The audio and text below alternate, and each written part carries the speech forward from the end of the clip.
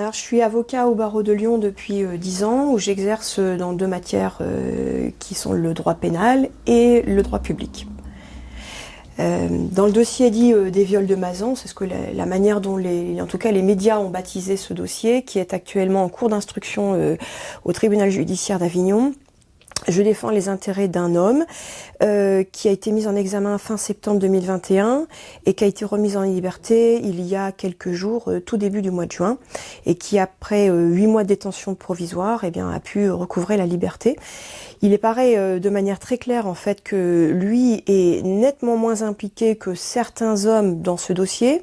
On a pour arrondir environ 50 mises en examen dans ce dossier, donc il y a un dossier vraiment extraordinaire dans le sens de son ampleur, mais également extraordinaire dans le sens de la nature des faits et de la manière dont le mari a procédé dans ce dossier. C'est-à-dire qu'il droguait son épouse à base de somnifères, qui était mis dans sa nourriture ou dans ses boissons, et donc madame l'absorbait sans se rendre compte que elle partait dans un état second, proche du coma, et à ce moment-là le mari lui recrutait entre guillemets des hommes sur un site de chat, et il leur proposait, il se présentait en tout cas comme un couple libertin qui souhaitait réaliser un fantasme de type candoliste où madame s'ébattait avec des hommes devant le regard approbateur du monsieur.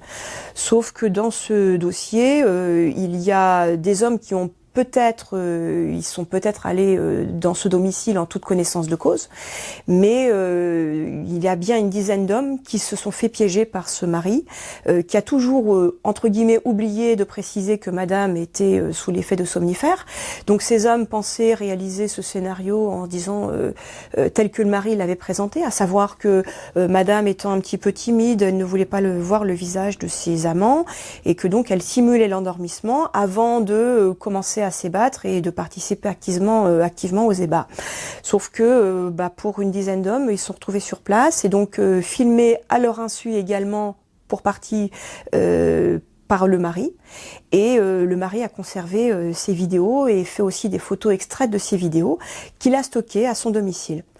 Alors moi, dans ce dossier, j'ai déposé une requête en nullité qui tente à remettre en question la manière dont les éléments de preuve, et tout spécifiquement ces vidéos, ont été recueillis. C'est-à-dire je demande l'annulation de 2 perquisitions réalisées au domicile du couple, et je demande l'annulation donc des PV de saisie de cette clé USB où il y a une clé USB où il y a une liste de pseudos, et également l'annulation donc de cette saisie parce qu'il y a un disque dur contenant des dizaines plusieurs dizaines de vidéos à caractère sexuel où on voit des hommes activement avec madame qui est dans un état visiblement second. Voilà. Cette nullité, si elle est acceptée, elle va avoir un impact majeur pour notre dossier parce que c'est sur la base de ces vidéos que les enquêteurs ont travaillé et ont pu identifier la dizaine de mises en examen qui se retrouvent aujourd'hui impliquées dans ce dossier. Quelles sont les irrégularités qui ont été commises ? Je préférerais ne pas vous répondre parce que c'est couvert par le secret de l'instruction. Je pense que la procédure, le code de procédure pénale, en tout cas, n'a pas été rigoureusement respecté. En tout cas, c'est mon analyse. Je ne sais pas ce que la chambre de l'instruction décidera. Elle est tout à fait maîtresse dans son analyse.